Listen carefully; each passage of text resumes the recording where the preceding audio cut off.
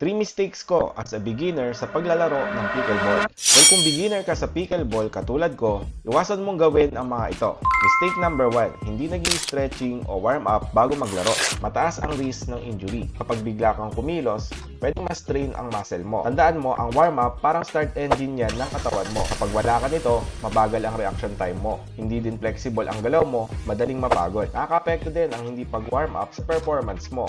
Mistake number 2, huwag basta return ng bola.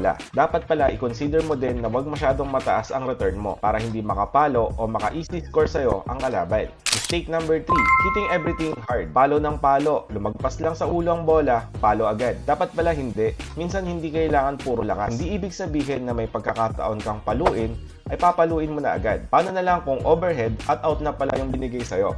So yun lang, sana'y nakatulong sa inyo ang 3 mistakes ko as a beginner sa paglalaro ng pickleball. Ikaw, ano ang sayo? Paki-comment mo naman at follow mo na din ako sa aking pickleball journey.